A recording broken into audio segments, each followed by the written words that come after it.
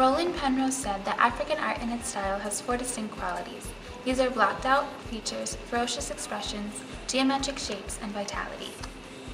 Some features of African art are it contains a balance of realism and bizarre expression, it has realistic form but excessive exaggeration, and it has been said to have sophisticated, ingenious, and overly refined style.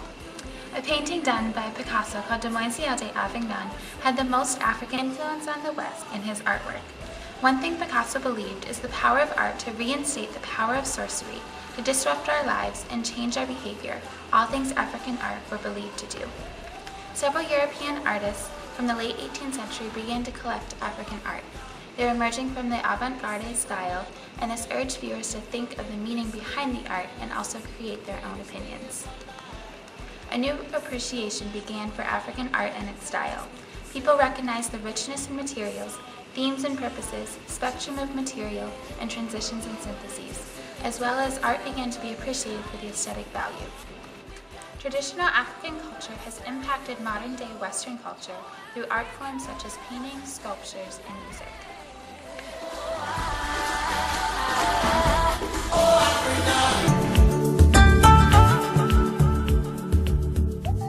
Today I will share with you a little bit about the visual art of Africa, which roots link back to the petroglyphs or engravings and pictographs or cave paintings. Specific examples of these can be found in the Bushmen or Aboriginal peoples of Africa's rock art. This rock art's chief characteristic was its naturalistic feel. The vast majority of figures in this type of art are men and animals. However, there are other objects found in some of these paintings which are assumed to have symbolic meaning. The meanings of these objects are often hard to discover, however. Being such an important part in the social life of Africa, African paintings are found in every area of life, in play, in work, and in religion. These paintings, therefore, their symbolism and their style rely greatly upon which area of life they're involved in. Although at first African art was seen as unintelligent or even savage, eventually African art began to affect the Western world in a better fashion. Great painters such as Matisse and Picasso were deeply impacted by African art. Some of Picasso's work even began to seem as genuinely African as some modern African art.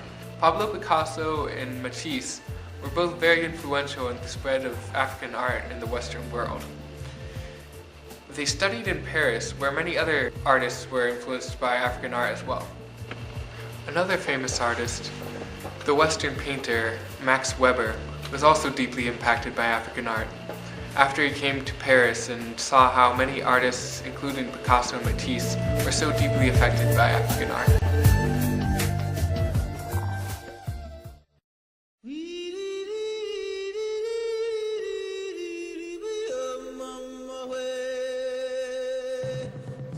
Now we'll look at the influence African art and culture has had on Western sculptures. The African Art Museum in New Jersey, that is funded by the Society of African Missions, claims that there are 10 aesthetic principles found in traditional African art. These are inventiveness, stylized realism, intricate details, dynamic form, symbolic imagery, geometric motifs, harmonious elements, subtle proportions, assemblages of natural elements with dramatic resonance, and effective surfaces. You can see the inventiveness when looking at the Yoruba iron figures, the stylized realism displayed by the Bamana female figures from Mali. Subtle proportions are displayed all throughout African art. An example of this is the Kissy Stone figure riding a horse. Now that we've explored the characteristics of African art, let's look at the influence it's made on Western sculptures. Remember the inventiveness of the Yoruba? Martin Pierre uses the same inventiveness and incorporates the African culture into his sculptures.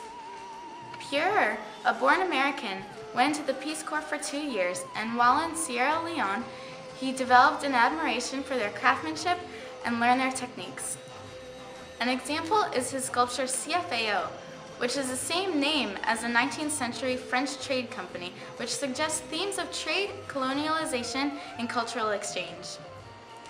The mask in the middle is his interpretation of the ceremonial masks used in Gabon, West Africa.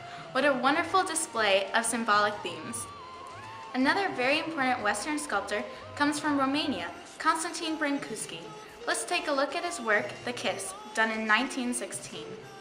It is a modern example of subtle proportions well known in African art. Taking a look on these works, you can see the wonderful influence that African art has made on Western sculptures.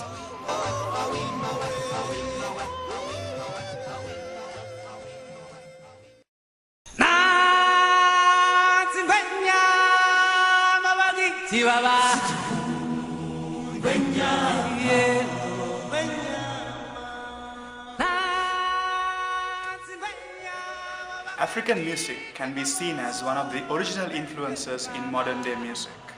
Our journey starts a couple of centuries back with the Atlantic slave trade, which saw many African slaves taken into Europe, Brazil, and America. While in itself may have been a dark era in terms of human rights, it was indeed a golden era of refreshing influences in terms of African music and art. African music is often described by modern ears as chaotic, especially when broken down. The vast number of various instruments creating so much sound together can be overwhelming to Western listeners. The process of taking several instruments and developing them into a rhythm is called layering. Layering is the foundational principle of African music. One modern-day artist who was influenced by African music is Peter Gabriel. He was a lead singer for the progressive rock band Genesis. However, in 1975, he left the group and embarked on his solo career. He reached superstar status with the release of the album So. He used layering, drum rhythms, and many other African concepts. He is the most successful artist to ever incorporate African music into his own. Even in the recent past, we see artists such as Shakira and Kena incorporate African style into their music.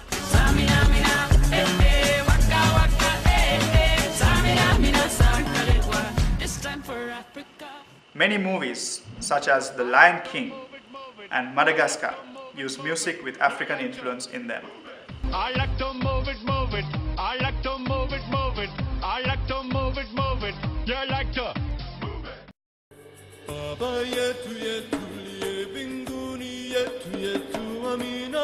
Believe it or not, African art can play a huge role in a Christian's life.